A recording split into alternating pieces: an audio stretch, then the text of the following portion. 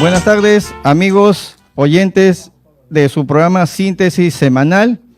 Hoy empezamos una nueva edición de su programa de todos los sábados. En la conducción, quien les habla, Willy Cotrina Aguilar, esta vez con novedades porque se une a nuestra señal la frecuencia de Radio Huánuco, que transmiten desde el 94.7 en la frecuencia de FM para la región centro de nuestro país, en las localidades de Chiclayo, Tarapoto y Tocache.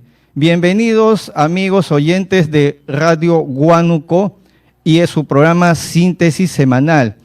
Y para los oyentes de esta frecuencia amiga, Radio Huánuco, les comentamos que nuestro programa Síntesis Semanal está dedicado al análisis del contexto internacional, nacional y local. Es decir, todos los sábados nosotros, a manera de un resumen, realizamos el análisis del acontecer mundial, de lo que ocurre en distintos países y también estudiamos la problemática nacional, que en este momento en nuestro país viene siendo noticia, que vamos a desarrollar en los próximos minutos, la crisis política que nuevamente nos está agobiando, ¿no? En la esperanza que ya se iban resolviendo los problemas, parece que esta semana nuevamente afloran otras circunstancias, ¿no? De las marchas y las protestas hablaremos también en los siguientes minutos.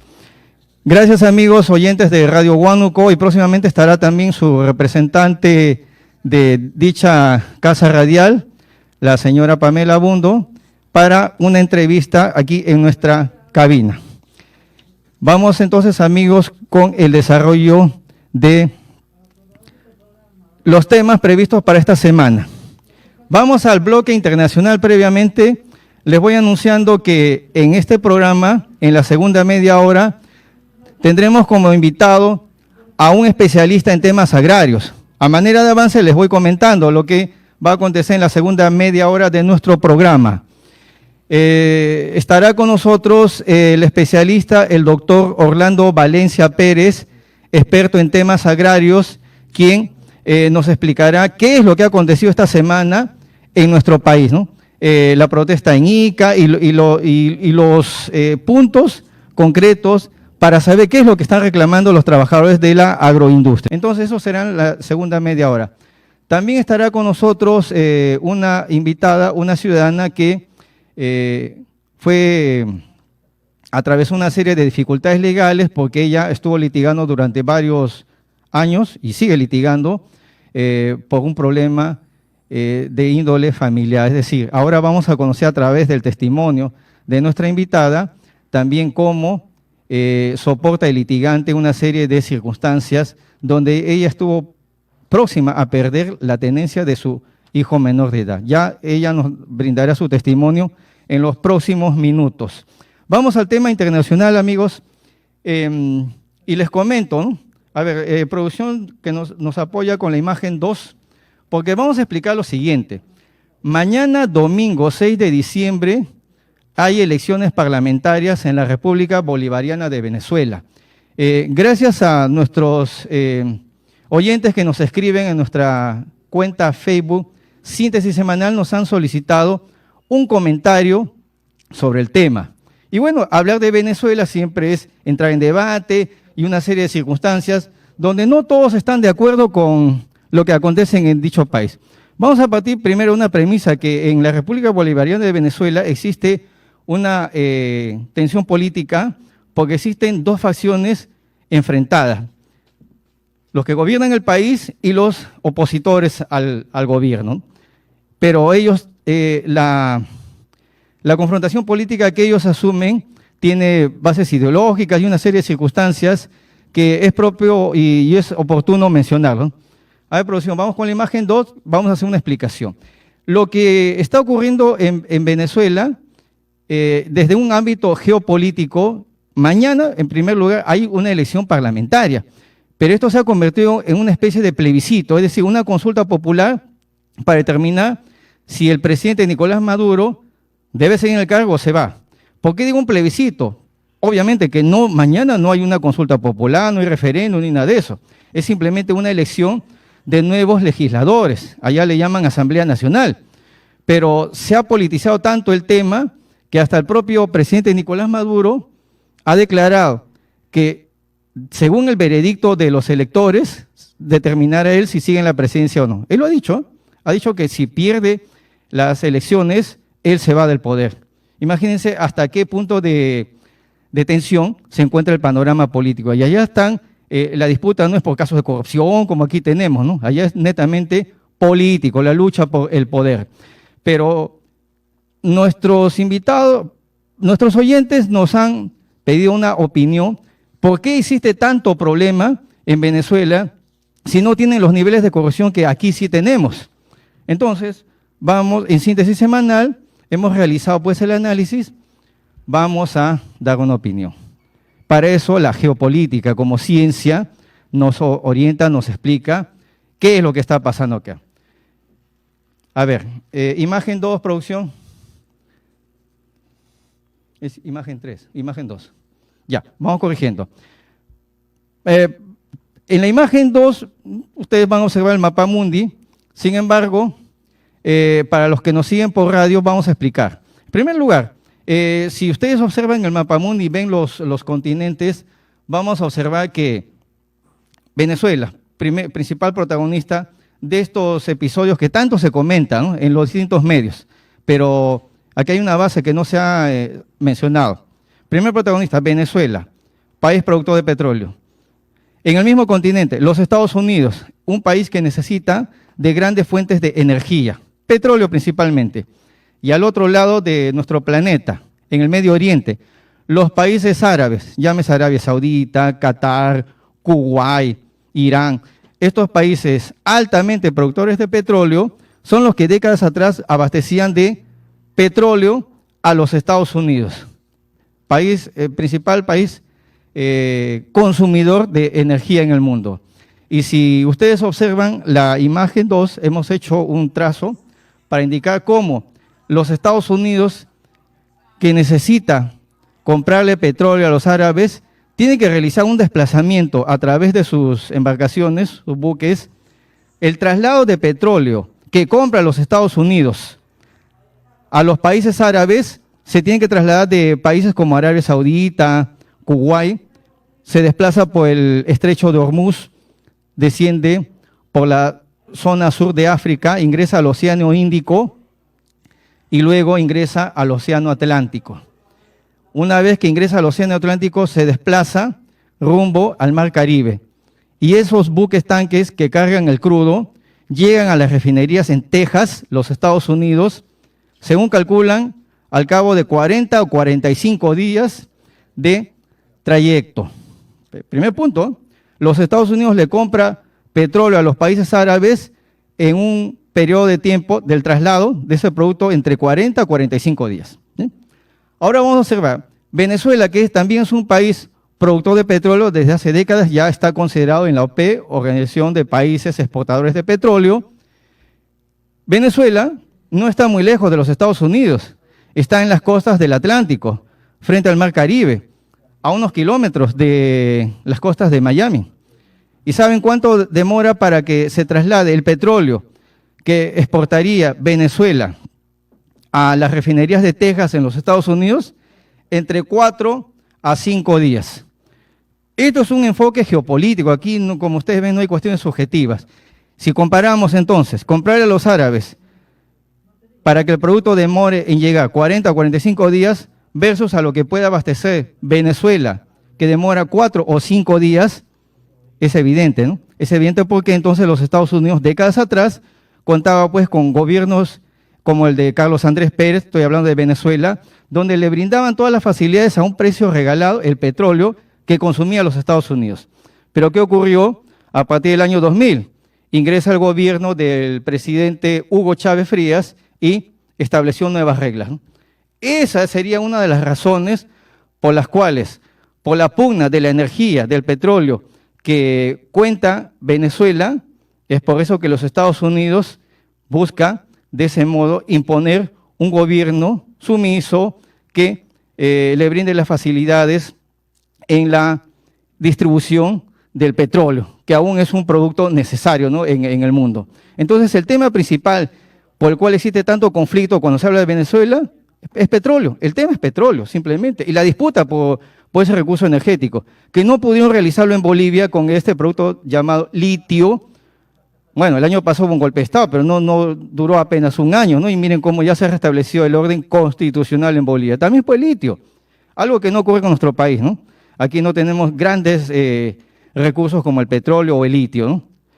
Entonces, en Síntesis Semanal hemos procurado dar un alcance geopolítico, desde un enfoque geopolítico de la problemática en Venezuela, y mañana existe un proceso electoral parlamentario que tiene pues connotaciones de plebiscito, ¿no? Porque hasta el presidente, le reitero, se ha anunciado indicando que según los resultados él determinará si continúa en la presidencia de la República.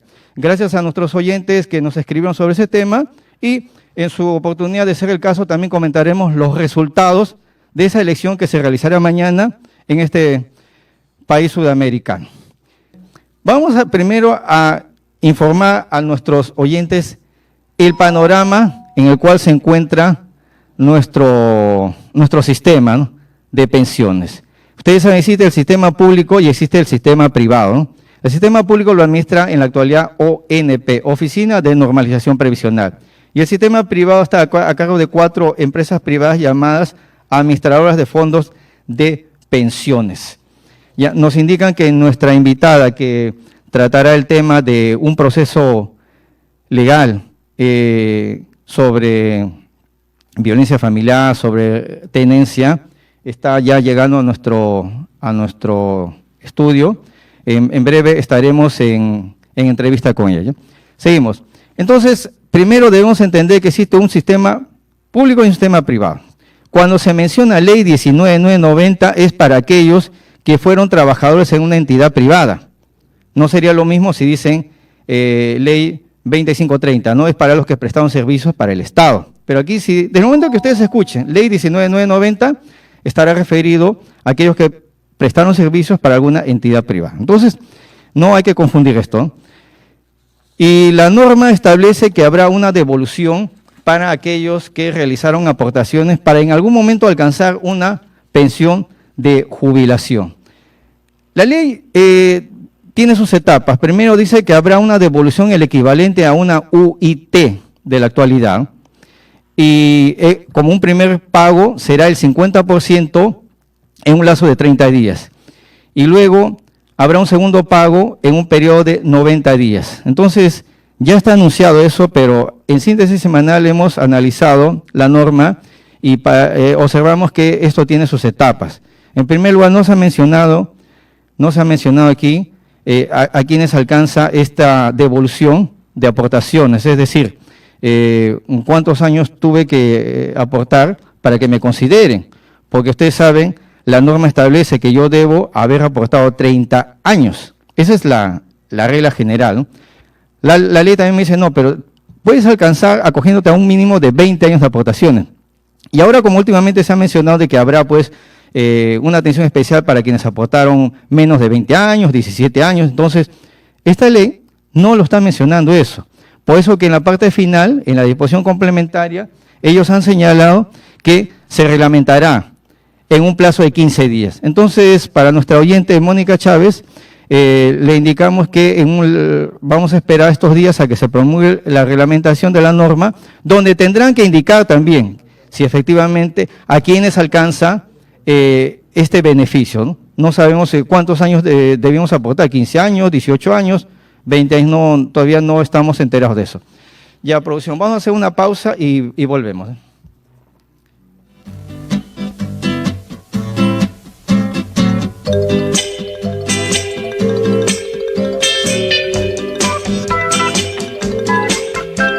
Ya.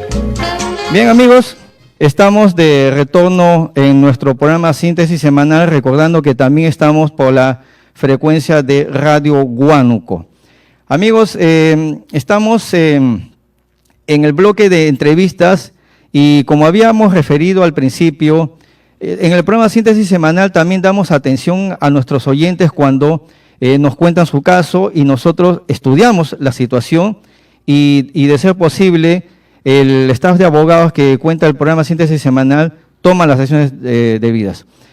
Hace aproximadamente un mes, una de nuestras oyentes que se encuentra aquí con nosotros, la señora Flor de María Rivera Galarza, se comunicó vía telefónica, nos expuso su tema. Ella estaba siendo víctima, vamos a mencionarlo así, porque la parte contraria, resulta que la señora Flor de María tiene un hijo menor de edad, en la fecha tiene 5 años, 5 años, ¿no? Había vamos a denominarlo así, una pugna para determinar a quién le corresponde la tenencia del menor. En todo momento se observó que la señora Flor de María estaba en mejores condiciones, pero aún así estas son las curiosidades del Poder Judicial del Perú, que se emitió una resolución donde le otorgaban la tenencia de dicho menor al padre biológico, un señor que nunca vivió con el menor, que no realizó vida en pareja con nuestra invitada, y por lo tanto no daba las garantías para que esta persona, que era un personaje ajeno a este menor de edad, como si recogiera pues una mercancía, se lo lleve a su domicilio, ¿no? Ante esa situación preocupante, nuestro staff de abogados estudió el caso y gracias a nuestra invitada nos hemos apersonado al proceso. Ya había una sentencia en el 13 Juzgado de Familia de Lima donde se estaba disponiendo que el padre biológico pase a recoger al menor y prácticamente se lo lleve. Es decir, le estaban entregando la tenencia al padre biológico, ¿no? Ahora nuestra invitada nos va a explicar algunos detalles porque, como ustedes entenderán, nosotros hacemos la descripción legal del tema, pero quienes viven ese drama de lo que es ir al Poder Judicial y encontrarse con cada magistrado, por decirlo de algún modo, que emite cada sentencia que muchas veces decepciona, resulta que gracias a un esfuerzo, y por fin podemos decir que se ha hecho justicia, la señora Flor de María ha sido esta vez, cuenta ahora con una sentencia donde revocan lo que dispuso el 13 Juzgado de Familia de Lima y disponen que la tenencia la conservará ella, porque reúne los requisitos.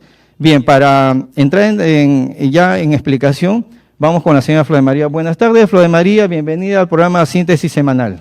Buenas tardes, doctor Willy, ¿qué tal? Gracias. Flor de María, tú nos contaste desde un principio cómo estaba ocurriendo esta situación legal y no entendemos cómo desde el principio la parte contraria, que es el padre biológico de tu menor hijo, ¿qué es lo que, cómo así logró él obtener una resolución si por lo que sabemos él no cumplía los requisitos? Nos has comentado que él tiene un juicio de alimentos, una serie de situaciones que lo indisponen a él. ¿Qué es lo que ocurrió inicialmente con él? Correcto. Lo que pasa es que cuando él me pide la demanda de tenencia, anteriormente él tenía una demanda de alimentos, pero como yo no soy ninguna mujer de la calle, no soy alcohólica, no soy drogadicta, no maltrato a mi hijo ni a mi hijo mayor porque tengo 2 niños, él me ha planteado varias denuncias, no solamente él, sino también su mamá, que es abogada, es su actual abogada, ex fiscal, ex magistrada, ¿no? Su hermana también me ha denunciado hasta por agresión física, que por suerte de verdad está archivado, está cerrado porque no hay ningún medio de prueba. Y actualmente cuento con más de 21 casos judiciales. Es decir, en el Poder Judicial existen aproximadamente más de 20 procesos. Más de 21. Más de 21 procesos donde tanto como demandante y como demandada. Sí, pero más de ellos porque ellos me han tratado de denunciar a cada rato por violencia, por mi hijo, para querérmelo quitar. Ya, efectivamente, nosotros hemos revisado la documentación, un amplio archivo, y es increíble. Aquí un llamado a la nueva presidenta del Poder Judicial, la señora Delvia Barrios, quien, en vista que ha anunciado que habrá pues una serie de reformas, bueno, penoso que haya reformas, ¿no? Debería ser un cambio radical en el Poder Judicial, sí, incluir estos temas, porque ¿cómo es posible, señora presidenta del Poder Judicial, que un ciudadano, yo lo voy a mencionar el nombre de la parte contraria, Miguel Ángel Morocho Yucra, cómo él ha podido presentar más de 20 demandas contra la señora Flor de María, donde todas las demandas se las han desestimado? No tienen pruebas. Exacto. Entonces, ¿habrá alguna sanción para aquellos ciudadanos que, abusando del Poder Judicial, le admiten una demanda y ya le complican la vida a la parte contraria, como lo intentó este señor? Que miren, gracias a nuestro programa y de repente a otras instituciones que también le dedican tiempo en que retorne la justicia para quienes realmente lo merecen, aquí se ha logrado. Vamos entonces con producción, con la imagen 11, vamos con la imagen 11 para que ustedes observen que ya no el 13 juzgado de familia de Lima, sino la segunda instancia, la primera sala de familia de Lima, ha revocado la sentencia donde la señora Flor de María estaba a punto de perder la tenencia de su menor hijo y ha emitido una sentencia, vamos a emitir una sentencia ejemplar donde reconoce que la señora Flor de María es la que está en mejores condiciones para permanecer con su menor hijo. A ver, la imagen 11, para quienes nos siguen por televisión, les va a mostrar un breve resumen de lo que es esta sentencia, que ya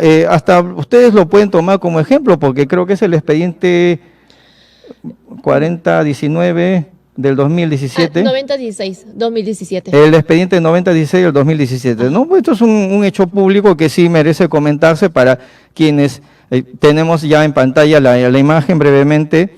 Es la sentencia de la Sala de Familia de Lima, primera Sala de Familia de Lima, donde ha resuelto que la señora Flor de María es quien debe permanecer con su hijo menor de edad.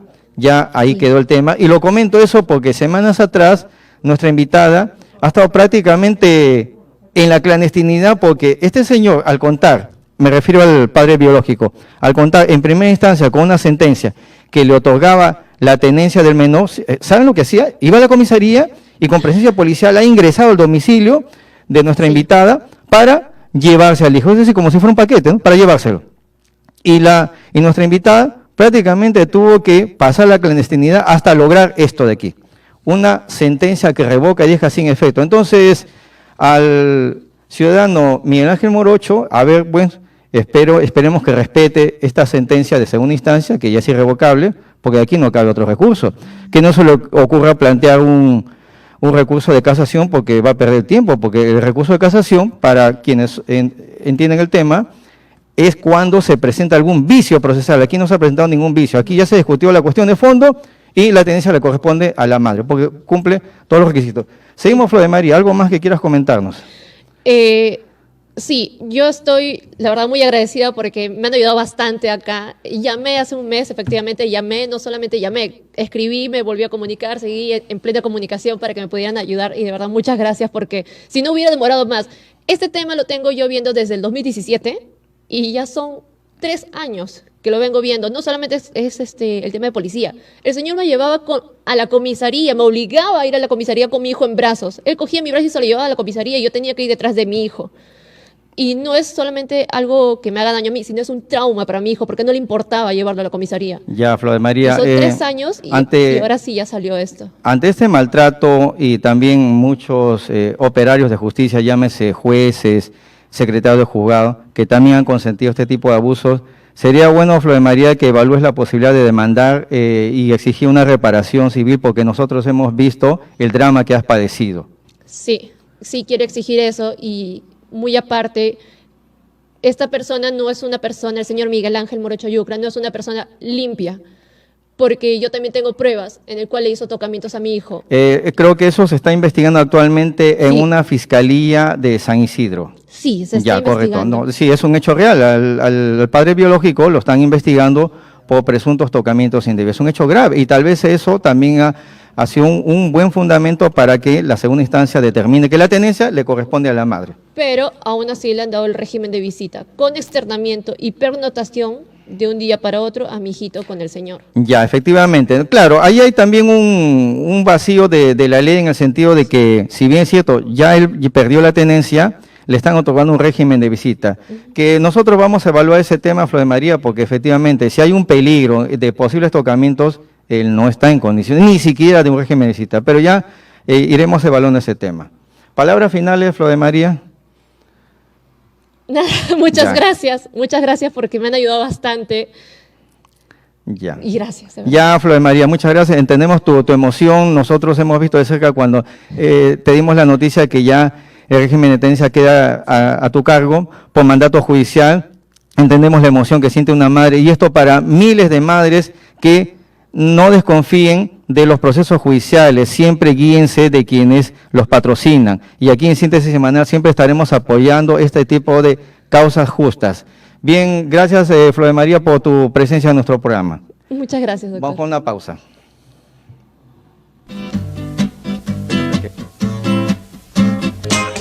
Amigos, regresamos a nuestro programa Síntesis Semanal. Estuvo hace un momento una invitada, como ustedes han visto, un testimonio personal de lo que ocurre en el Poder Judicial y en su oportunidad nosotros hemos brindado la asesoría para una solución de su problema legal.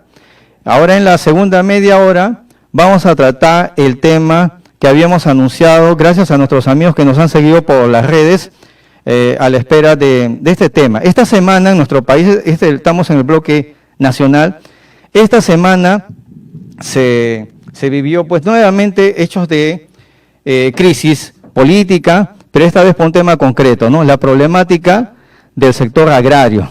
Y en vista de que los programas, los noticieros de señal abierta, nuevamente pues han confundido a la población. En Síntesis Semanal, nosotros de manera objetiva siempre buscamos la información precisa y la exactitud. Y esta vez, para que nos ilustren el tema, vamos a contar con la presencia de un invitado que es especialista en la materia. Y no solamente es un estudioso del tema, de la problemática agraria, sino que radica en la ciudad de Ica, el lugar donde se ha iniciado este problema. Entonces estamos ya en enlace telefónico con nuestro invitado, el doctor Orlando Valencia Pérez, especialista en Derecho Laboral, magíster en Derecho Laboral, docente universitario, asesor de gremios agrarios en la ciudad de Ica, ex asesor de la OIT, el cual nos podrá ilustrar de la problemática que existe en nuestro país y que ha sido noticia esta semana. Vamos con imagen 6, producción. Estamos en comunicación entonces con el doctor Orlando Valencia Pérez. Adelante, doctor Orlando Valencia Pérez, buenas tardes y bienvenido al programa Síntesis Semanal.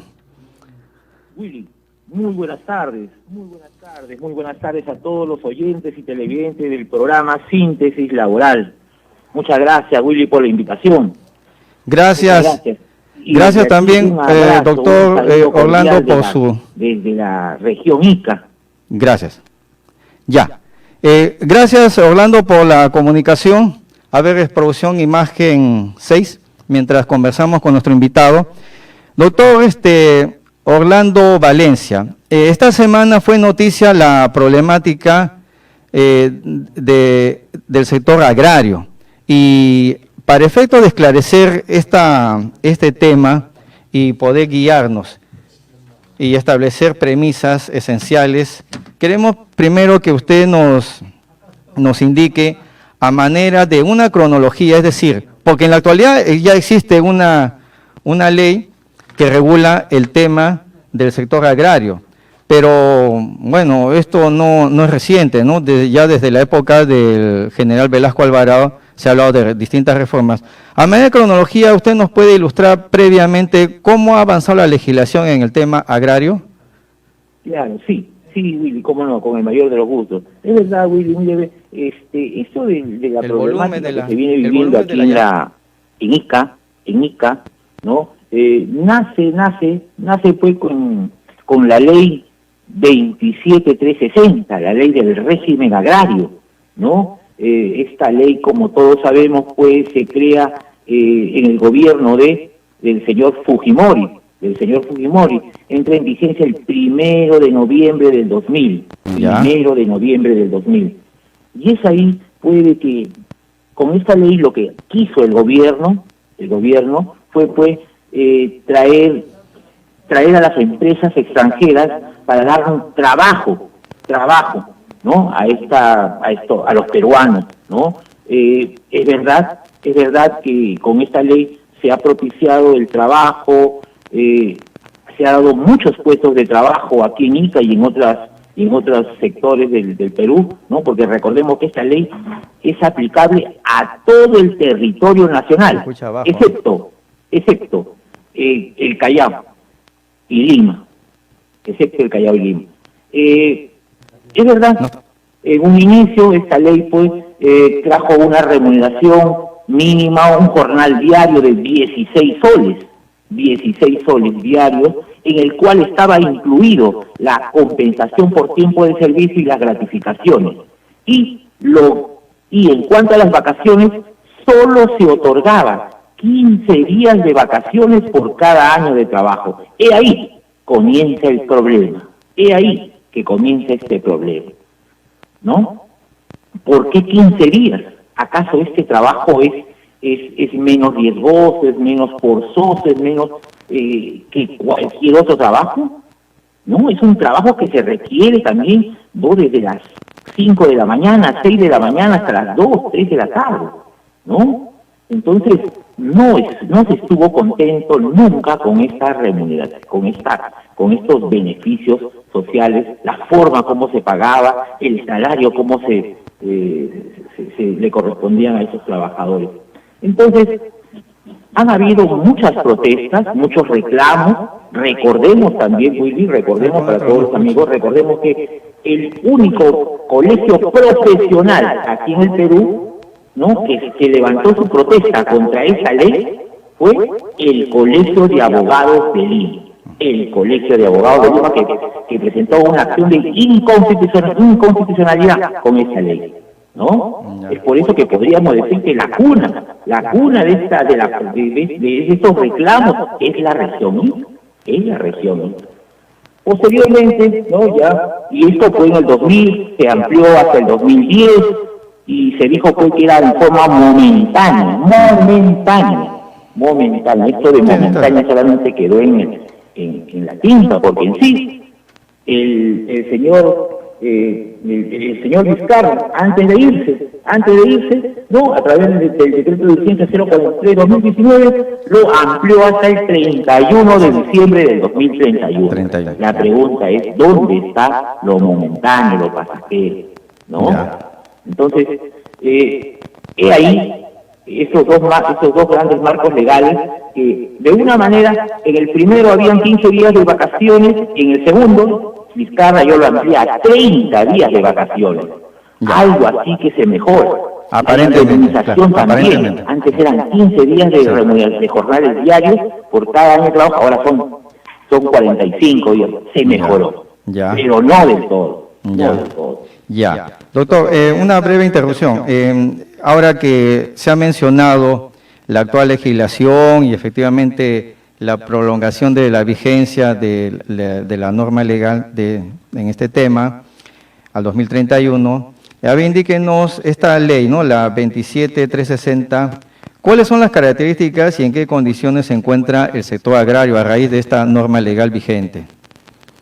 Mire, esta norma legal ha traído bastante desconformidad con los trabajadores acá en Ica. Yo creo que es a nivel nacional, pero donde hacen sentir esto fue a las empresas es en Ica, porque en Ica se está viviendo, se está viviendo porque el gobierno anoche anunció de que ya las pistas estaban despejadas, etcétera, pero eso no es así.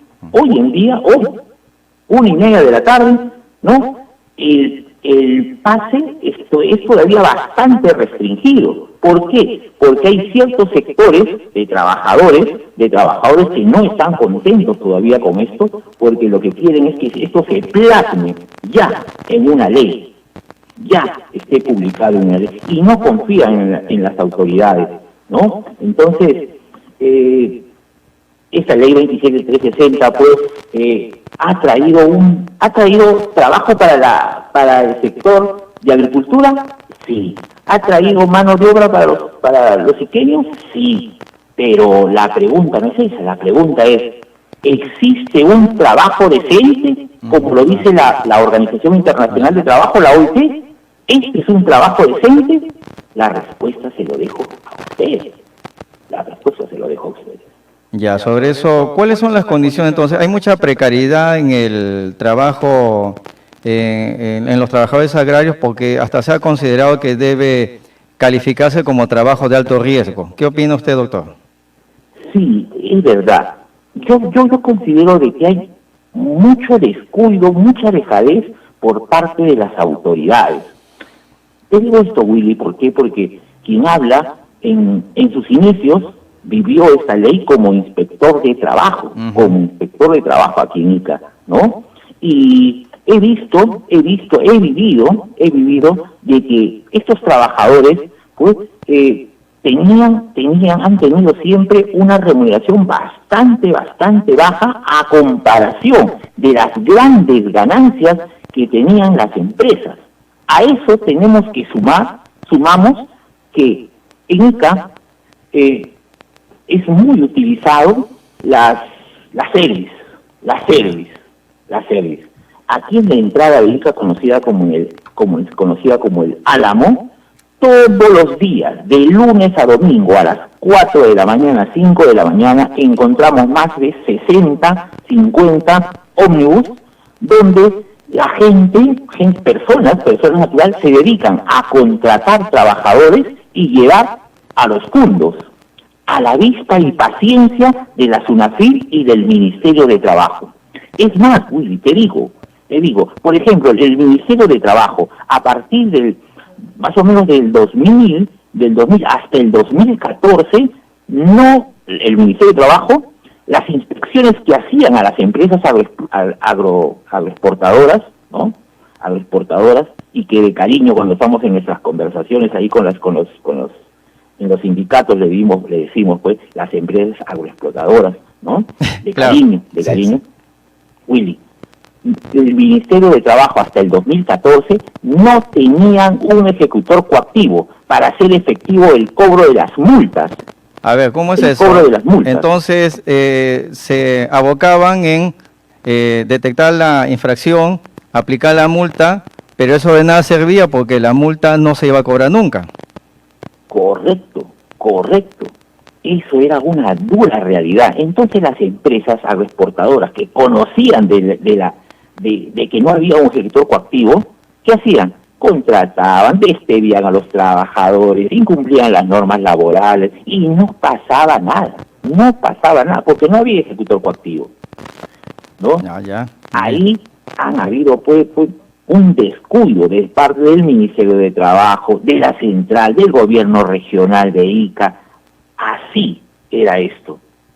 Esa ya recién a partir de 2015, 2016, cuando aparece la SUNAFIL aquí en Ica, ¿no? Es donde ya comienzan a hacer las inspecciones y se comienza por primera vez en la historia. En Ica aparecen los ejecutores coactivos.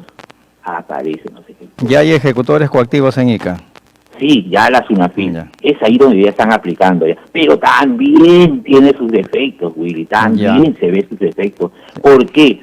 Porque inspecciones que solicitamos ahora, por ejemplo, no hoy día, si solicitamos suponiendo que sea un día hábil, el inspector para verificar un despido iba a los 30 días, a los 40 días, ya cuando ya se había vencido el plazo de caducidad. Lo que teníamos que hacer es interponer nuestra demanda y como medio probatorio extemporáneo anexábamos lo que es estas actas de infracción. Eso solamente por los despidos, pero cuando hacíamos denuncias por infracciones a las normas sociolaborales, a la SUNAFIL, después de un año, Willy, nos entregan las actas de infracción.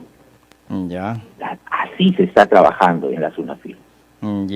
Ahora, otro punto, Orlando, que le interesa a la opinión pública es de que ya tenemos un marco jurídico, ¿no?, que regula las condiciones de trabajo y efectivamente vemos que existen serias deficiencias, ¿no? Ante esto, nuestros políticos que siempre le acostumbran a declarar con ligereza, ¿no?, ante los medios, han criticado la ley 27360. Y ellos, como siempre, buscando protagonismo, han solicitado que sea derogada esta ley, ¿no? ¿Es necesario derogar la ley, Orlando, o se requiere solamente algunas modificaciones a la norma ya existente? Considero particularmente que se requiere una modificación, pero donde se vea la presencia de los involucrados en este tema. Por ejemplo, las organizaciones sindicales, los verdaderos trabajadores, ¿no? La autoridad, el gobierno regional, el Ministerio de Trabajo, la SUNAFIL, ellos tienen que estar acá, ¿no? Porque por ejemplo, se ve mucho, Willy, se ve mucho lo que es esta service, donde la service, en el proyecto, por ejemplo, en el proyecto que se ha presentado, ¿no? Que se ha presentado actualmente, se dice pues que las service y las tercerizaciones están prohibidas. Está bien, eso ya sí es legal, eso no se permite.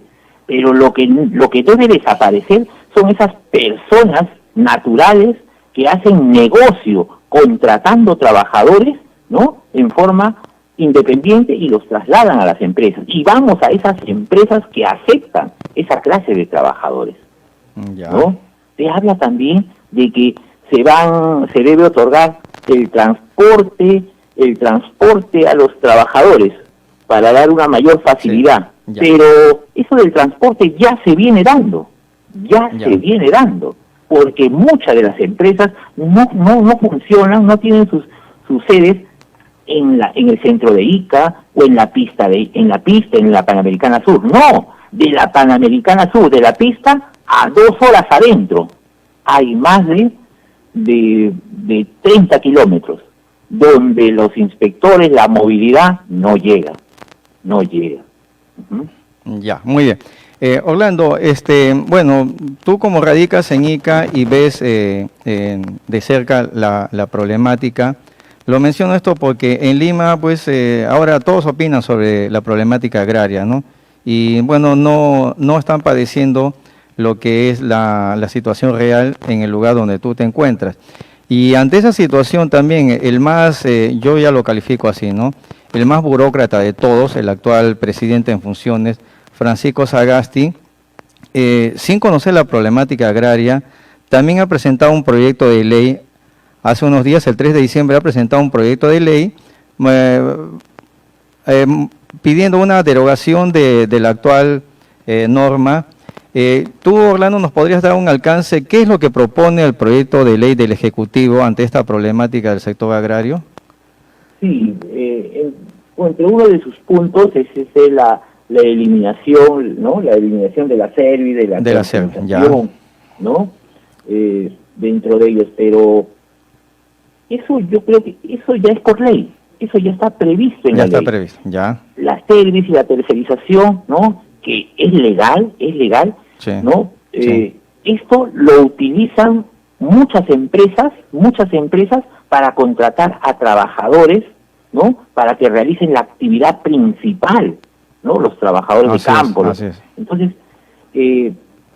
eliminar la tercerización y la service, eso no es nada nuevo, eso no es aplicable. Yo creo que por ahí no va, Yo creo que lo que debería radicar el cambio es en ponerse a trabajar las autoridades, la SUNAFIR, el Ministerio de Trabajo, y sobre todo, aprovecho, Willy, por ejemplo, mira, en Ica tenemos más de 300 a 400 empresas agrícolas, más de 300 a 400 empresas agrícolas. Cuando se inició en el 2010 aproximadamente, habían solamente 8 sindicatos de empresas agrícolas, 8. A la actualidad han quedado 2. Es decir, dos sindicatos ante más de 3. Nada más, han desaparecido. Solamente tenemos en Ica 3, los trabajadores de la empresa Monsanto, Agrícola Drocasa, ¿no? Agrícola Drocasa y Agrícola Chapi. Ya, Orlando, ¿y las demás empresas no cuentan con sindicato para sus trabajadores? No cuentan. ¿Y cómo han desaparecido esos sindicatos restantes? IQF del Perú, por ejemplo, ¿cómo ha sido? La empresa IQF del Perú, después que se enteró de que habían formado el sindicato, al día siguiente despidieron a todos los trabajadores. Un acto ilegal. A todos los trabajadores de la junta directiva. Un acto ilegal. A todos sus integrantes. Willy, te estoy contando no porque me dijeron o porque escuché, no, porque yo fui el abogado de esos trabajadores despedidos. A ver, Rolando, cuéntanos más de ese tema, porque estamos hablando de actos ilegales que realizan, porque la CONFIER y estos gremios empresariales pretenden hacer creer pues que ellos respetan la ley, que ellos son los que dan trabajo, ¿no? a la población. Pero lo que tú nos revelas realmente decepciona enormemente del empresariado peruano. Cuéntanos más de ese tema concreto. Claro, sí, estos trabajadores, por ejemplo, de IQF del Perú, fueron despedidos, toda la junta directiva y todos sus integrantes afiliados, ¿no? Llegamos a un proceso judicial, Ya. ganamos el proceso judicial, Ya. se repusieron los trabajadores a su centro de trabajo, pero como se sabe, pues son trabajadores humildes, ¿no? Quizás por necesidad, la empresa los llamó y firmaron su carta de renuncia. ¿A condición de qué? Se desconoce, firmaron su carta y se fueron. Eso pasó con uno, pasó con otro sindicato y otros. En la actualidad, más de 300 empresas, ICA solamente tiene dos sindicatos, Agrocasa y Chapi, Monsanto también, perdón, 3. Ya, correcto. Un penoso panorama hablando de que lo que nos describes y bueno, tú eres la fuente de información en este caso, es lo que tú como abogado, como asesor de estos gremios has observado y lamentamos que tal vez esto ocurra también en otras partes del país, ¿no? Al parecer, ¿no? Orlando, una última pregunta también, para mejorar las condiciones de los trabajadores del sector agrario, entendemos que no es suficiente después la promulgación de leyes, ¿no? Porque la ley pues es la superestructura de una estructura esencial que es el factor económico, ¿no? El modelo económico que tenemos en nuestro país es una de las razones que genera este tipo pues de contradicciones sociales, ¿no? Entonces, ¿qué otros elementos se debe tomar en cuenta, ¿no? Para aliviar la situación del trabajador agrario? Claro. El sector agrario, con esta ley 27360, está bastante descuidada por parte del gobierno, por parte de nuestras autoridades, ¿no? Debe de verse también el tema de salud ocupacional, el tema de seguridad y salud ocupacional. Trabajadores puede que aquí en Ica pues se caracteriza por un lugar bastante caluroso, donde no se proporcionan pues la ropa de trabajo apropiada, ¿no? El gorro, ¿no? Los lentes apropiados, ¿no? No. Como los trabajadores tienen que trabajar con sus propios implementos, con su propia ropa de trabajo. Ellos financian la adquisición de implementos para su trabajo. Ellos hace poco veo, por ejemplo, en una empresa donde que se dedican a la uva y le dan unos caballetes y unas tijeritas para cortar, para podar las uvas. Ya. Imagínate, Willy, de 6 de la mañana a 2 de la tarde, de lunes a sábado, con esas tijeritas oxidadas, toda una campaña. ¿Cómo quedan esos dedos? Deformados. Es un tema de seguridad y salud en el trabajo. Así es, claro. ¿No? Que muy poco o casi nada es atendido, ¿no? Por las autoridades, por la SUNAFIL, que es la autoridad competente. Pero ¿qué podríamos decir de la SUNAFIL? Si hoy los inspectores de trabajo de la SUNAFIL están peleando su pliego de reclamos. ¿Por qué? Porque el Estado no le quiere reconocer su pliego de reclamos. Si a ellos les pasa eso, ¿qué podemos esperar de los trabajadores? Es decir, adicional a la problemática del sector agrario que ya ha sido noticia esta semana, los propios inspectores de la SUNAFIL también tienen un problema laboral. Sí, tienen un problema laboral, tienen un problema ya Servir les ha hecho un pronunciamiento, se ha dicho que con el último concurso público de que ellos no podrían estar bajo contratos a plazo indeterminado, sino tendrían que ser a plazo fijo. La SUNAFIL, los trabajadores del sindicato de la SUNAFIL ha dicho, ¿y quién son ustedes a servir para que le impongan un régimen laboral, un contrato de trabajo? Ustedes pongan las condiciones. El sindicato ha pedido la intervención de la OIT, ¿no? En tu pliego de reclamos. Muy bien, claro, así debe ser. Claro, nuestro país está pues también al amparo de tratados internacionales donde se busca estandarizar, ¿no? la legislación internacional, y resulta que como si fuéramos una isla se pretende aquí pues legislar de un modo distinto, ¿no? Es preocupante esto que nos cuentas, Orlando. Sí, Willy, es bastante preocupante. Orlando, palabras finales aquí en nuestro programa Síntesis Semanal. Bueno, Willy, mis palabras finales son para agradecerte y felicitar por tu programa, felicitar a todos los oyentes, ¿no? De tu programa Síntesis Semanal. Y estoy esperando una próxima invitación, cuando gusten. Gracias, Orlando. Esperemos que cuando se reponga ya el tránsito en nuestras carreteras, nos visites en Lima y te esperamos próximamente acá en nuestra cabina de transmisión para hablar con otros temas más de la problemática laboral y con tu conocimiento amplio que tienes de este rubro del sector agrario.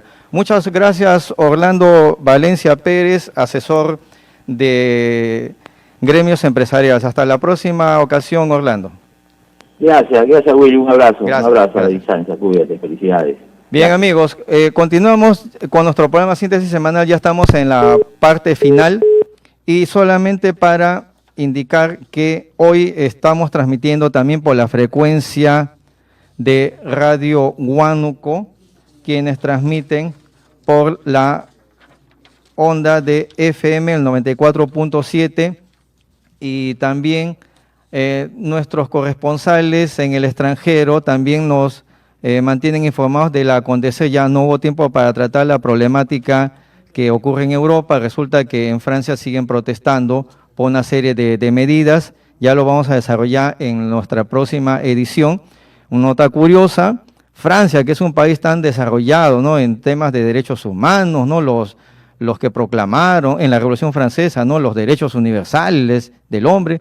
Resulta que su actual presidente, Emmanuel Macron, pretendió, digo pretendió porque en el Congreso tuvieron que detenerlo, que se promulgue una norma legal por la cual, ante tantas manifestaciones, porque ustedes saben que todos los sábados en París salen a protestar los chalecos amarillos, Emmanuel Macron estaba disponiendo que se promulgue una ley para la cual cualquier ciudadano que grabe en su celular video o fotografía y donde la imagen aparezcan los policías, ¿no?, la policía local de París, serán pues arrestados y procesados penalmente por un nuevo delito que él estaba configurando. Y eso que generó más protestas de la población porque estaban recortando los derechos, porque eso implicaba que cualquier ciudadano estaría limitado ya de tomar una simple fotografía en la vía pública. Es increíble en Francia, porque ni en nuestro país a nuestros gobernantes se les ha ocurrido eso, pero ya la represión también subsiste. Esto ocurre en distintas partes del mundo, ¿no? Entonces, amigos, vamos a terminar nuestro programa agradeciendo a quienes nos han sintonizado el día de hoy, y la próxima semana estaremos nuevamente trayéndoles más novedades del acontecer internacional, nacional y local para su programa Síntesis Semanal. No se olviden que pueden escribirnos también en nuestra cuenta de Facebook Síntesis Semanal y también en nuestro teléfono de WhatsApp 990-8306-29. Gracias, amigos, por su atención. Hasta el próximo sábado.